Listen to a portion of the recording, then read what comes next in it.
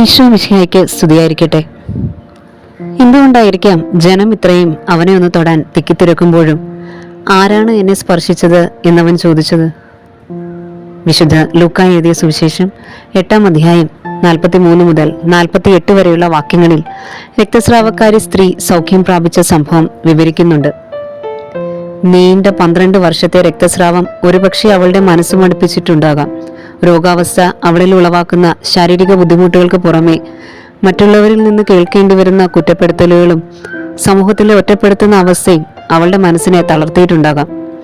എന്നിരുന്നാലും അവയൊന്നും ക്രിസ്തുവിനെ തേടുന്നതിൽ നിന്ന് അവളെ പിന്തിരിപ്പിച്ചില്ല. കാലങ്ങളായി താൻ തേടുന്ന സൗഖ്യം അത് ക്രിസ്തുവിൽ നിന്ന് ലഭിക്കുമെന്ന് അവൾ ഉറച്ചു വിശ്വസിച്ചു. ദീർഘമായ ഒരു കൈവയ്പ് പ്രാർത്ഥനയൊന്നും അന്ന് അവളുടെ മനസ്സിലില്ലായിരുന്നു.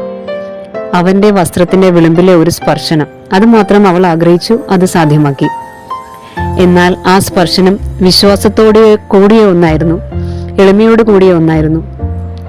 അതിനാൽ ക്രിസ്തുവിൽ നിന്ന് ശക്തി പ്രവഹിച്ചു. ആ ശക്തി പ്രവാഹം അവൾക്ക് സൗഖ്യമായി മാറി. നമുക്കൊന്ന് ആത്മശോധന ചെയ്യാം.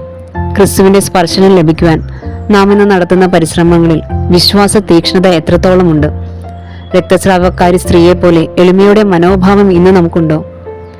ഉണ്ടെങ്കിൽ ഇതാ, നമ്മുടെ ജീവിതത്തിൽ അത്ഭുതങ്ങൾ കാണുവാൻ നമുക്ക് തയ്യാറാകാം.